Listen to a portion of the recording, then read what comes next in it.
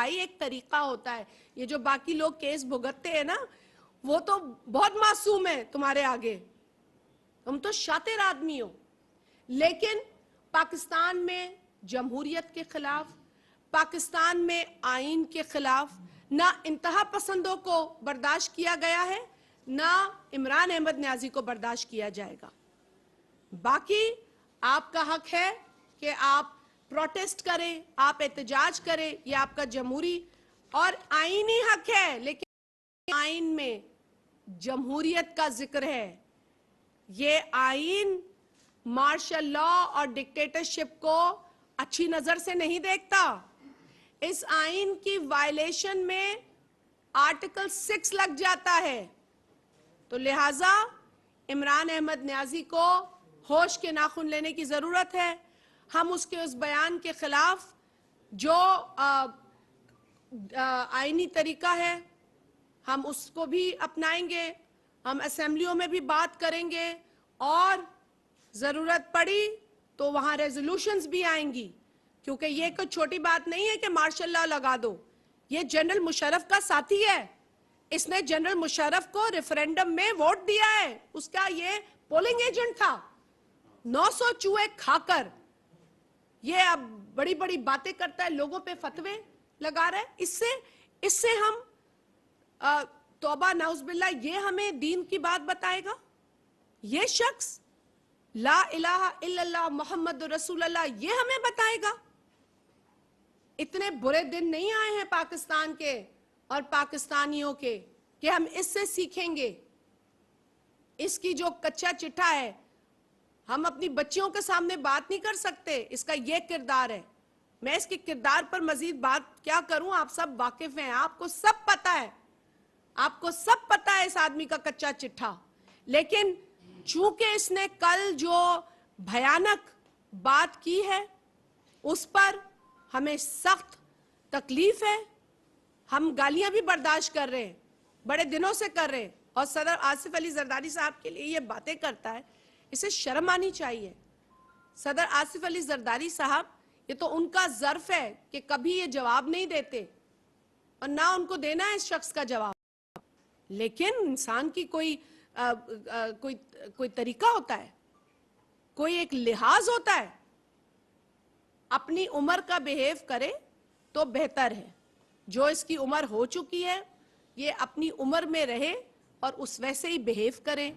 ये पाकिस्तान के जो चंद लोग इसे फॉलो करते हैं उनको जिस तरीके से ये इस्तेमाल कर रहा है, और वो बेचारे इस्तेमाल हो रहे हैं शायद, ये हरगिज मैं समझती हूँ कि ये बहुत बड़ी नाइंसाफ़ी है उन लोगों के साथ। और एक बार फिर मैं इमरान अहमद न्याजी, क्योंकि 2014 में भी एडवेंचर कर चुका है और उसका वो धरना उस वक्त ख़त्म हुआ जब APS के मासूम बच्चों का खून बहा, तो इसकी ये पुरानी आदत है, ये करता है ये काम। लेकिन इसकी रवैये की, इसके बयान की मैं एक बार फिर मजम्मत करती हूँ।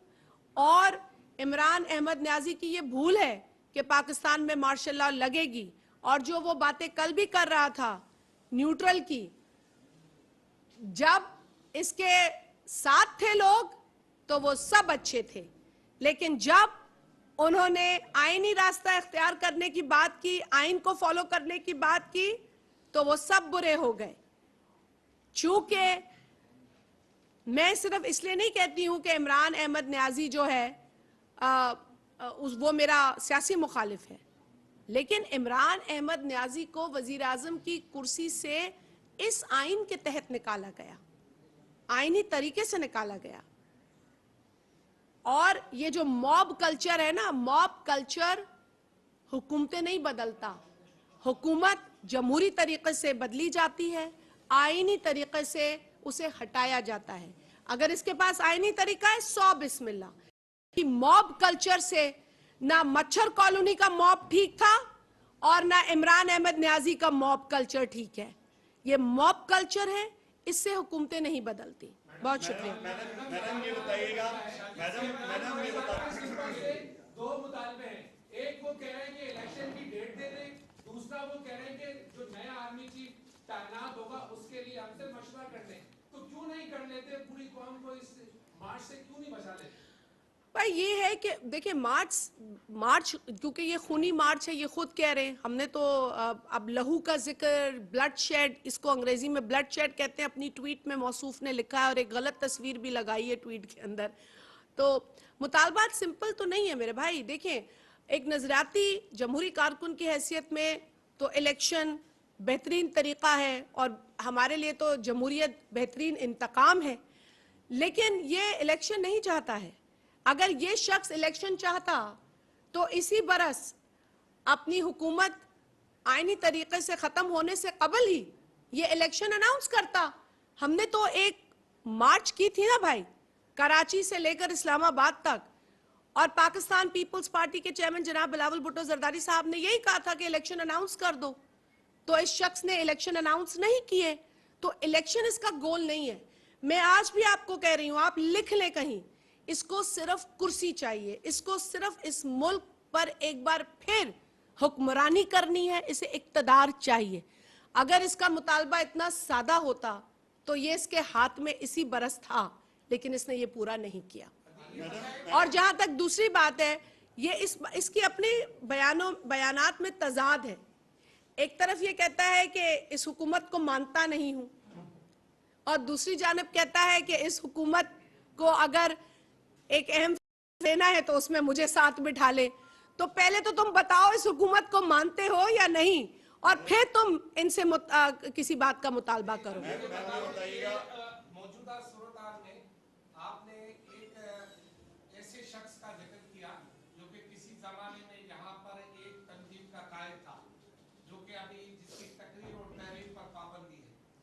वो जिन्होंने एमक्यू बनाई वो तो सिर्फ कराची तक महदूद थी, और जिन्होंने इमरान को बनाया उसने तो पूरे मुल्क में एमक्यू फैला दी, क्योंकि ये भी वही बातें कर रहा है। हथियार लो, जिस तरह की उसके गंडापुर की आई फुटेज, बंदे कितने, हथियार कितने, वो भी यही। बिल्कुल आपकी बात दुरुस्त है, और आप लोग जैसे मैंने कहा कि मुझसे ज्यादा हालात को रिपोर्ट करते हैं, इसीलिए आपके पास हर एक रिपोर्ट की खबर है, हर ऑडियो लीक आपको पता होता है किसने क्या कहा, चाहे वो अली अमीन गंडापुर हो जिन्होंने कश्मीर के इलेक्शन में भी धमकियां दी, वहां भी पैसे बांटे, और इसके अलावा उनकी बदमाशी किसी से ढकी छुपी नहीं है। वो ऐसा शख्स ही नहीं है कि जिसके सामने कोई जो है वो इज़्ज़तदार इंसान बात करे।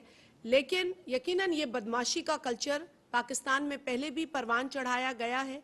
ये एक माइंडसेट है। इस माइंडसेट ने सिर्फ पाकिस्तान के मुआशरे में बर्बादी फैलाई है, लोगों को डिवाइड किया है। हम आज भी उन फसादियों के उस नफरत अंगेज जो बयान थे और उनका स्टाइल था, उसका नुकसान भुगत रहे हैं। हम नहीं चाहते कि पाकिस्तान मजीद इस तरह की डिवाइड और इस तरह की नफरत को देखे। लिहाजा मैं फिर दोहराऊंगी कि इसको जो बार बार रिलीफ देते हैं वो इसको बुलाएं और इससे पूछें कि क्या मकसद है ब्लड शेड का, क्या मतलब है मार्शल लॉ लगाने का, इससे पूछा जाए। क्योंकि इस मुल्क में जमहूरियत के हुसूल के लिए बहुत लोगों ने कुर्बानियां, पाकिस्तान पीपल्स पार्टी सियासी फ्रंट पे तो एक जमात है, मीडिया की कुर्बानियां हैं, इदारों की कुर्बानियां हैं, तो इन कुर्बानियों के बाद इस मुल्क में जमहूरियत आई है। अब ये पूछा जाए इससे कि तुम जो मार्शल लॉ की बात करते हो वो बच्चों का खेल नहीं है। ऐसे पूछो था आपने कहा इमरान खान को इक़्तिदार के मजे आ गए, हेलीकॉप्टर का जिक्र किया, बहुत सारी लगे थे राय कि आप लोगों को भी इक़्तिदार के बड़े मजे आ गए हैं, वक्त से पहले इलेक्शन क्यों नहीं करवा लेते, अवाम का भला हो जाएगा। आप खुद भी तो सारे बिलावल साहब ने जब लॉन्ग मार्च किया तो उस लॉन्ग मार्च में वो बार बार मुतालबा करते रहे इलेक्शन करवाएं, इलेक्शन ठीक। अब जब इक़्तिदार मिल गया तो ये मजे आप छोड़ नहीं रहे। देखें भाई, बात यह है कि जो इक़्तिदार हमें मिला है ना, वो इक़्तिदार जो है वो कांटों की सेज थी, और जिन हालात में मुल्क की भाग दौड़ इस हुकूमत ने संभाली वो किसी के बस की बात नहीं थी। और इसीलिए एक जमात ने इक़्तिदार में आके बैठना जो है वो तस्लीम भी नहीं किया। मुख्तलिफ जमातों ने मिलकर अपने जो भी नज़रियाती डिफरेंसेस हैं, अपने जो भी माजी के डिफरेंसेस हैं, उनको भुलाकर इकट्ठा बैठकर इस मुल्क को एक बहुत ही मुश्किल सिचुएशन से निकालने की कोशिश की गई। मुआशी फ्रंट पे भी इमरान ने बर्बादी की, और आपको पता है खारजी फ्रंट पर भी हमारा बहुत नुकसान हुआ, जिसे ना सिर्फ वजीर आजम बल्कि हमारे जो वजीर खारजा हैं बिलावल भुट्टो जरदारी साहब, उनकी अनथक मेहनत और कोशिशों के बाद आज हमें बहुत अचीवमेंट्स हासिल हुई हैं, जिसमें आप जानते हैं कि फैटिव से पाकिस्तान का नाम निकलना, ग्वांटानामो बे से हमारा एक कैदी तकरीबन 20 बरस के बाद जिसे जनरल मुशर्रफ ने उनके हवाले किया था वो वापस आया बगैर किसी चार्ज के, और इसके अलावा यूनाइटेड नेशंस में जिस तरह का केस पेश किया गया, हमारी बहुत अचीवमेंट्स हैं।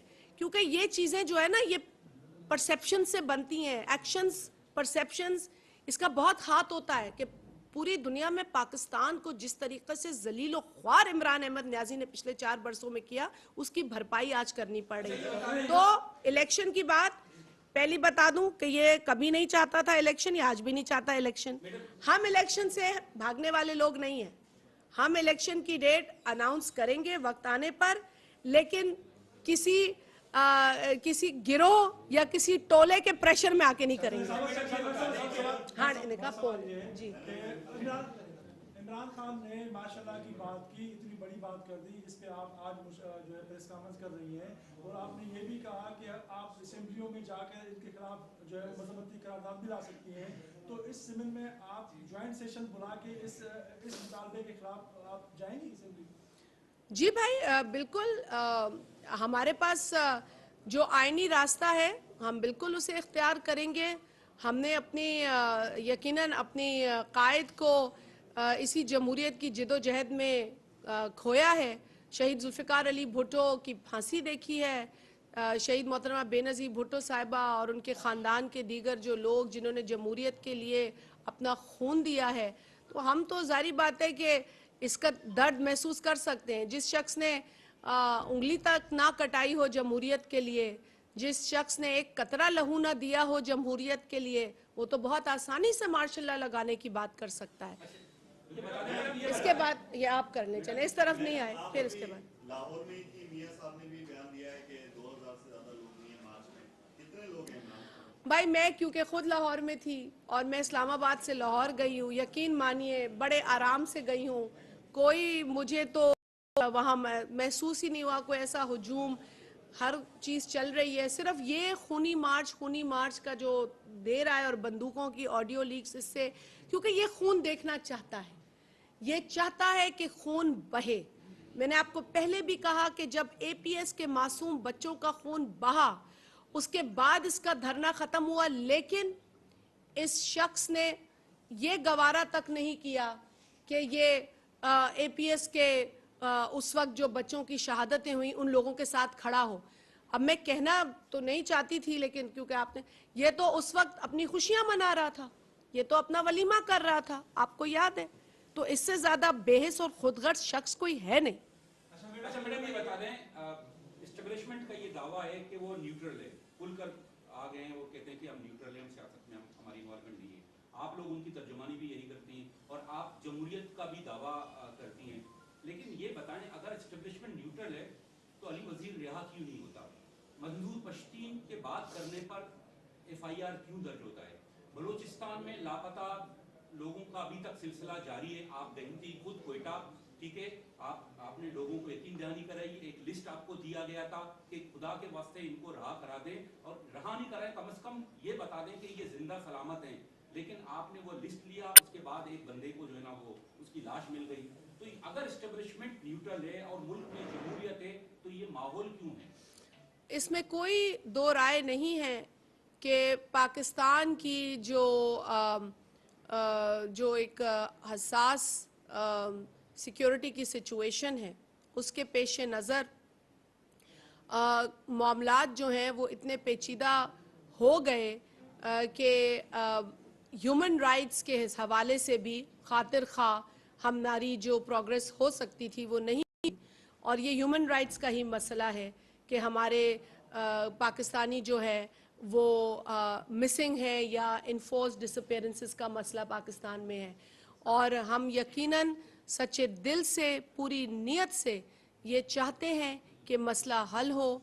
यही वजह है कि हालिया दिनों में आपने देखा होगा कि पाकिस्तान की कौमी असम्बली में इन्फोर्स डिसअपीयरेंसेस का जो बिल है वो पास हुआ और उसके अंदर एक शिक थी जिसके ऊपर मेंगल साहब ने भी एतराज़ किया, दावर साहब ने भी एतराज़ किया और साथियों ने, और हमें भी वो शिक सही नहीं लगी। तो जमहूरी तरीका यही है कि वहाँ पर फ़ौरन उस शिक को निकाल कर उस बिल को पास कराया गया। ये एक अचीवमेंट है और हम इस सही डायरेक्शन में जा रहे हैं। जहाँ तक सवाल पैदा होता है कि उन लोगों को लाया जाए, बिल्कुल मेरी भी यही ख्वाहिश है और मेरा भी यही एफर्ट है कि पाकिस्तान के अंदर कोई मिसिंग पर्सन ना हो।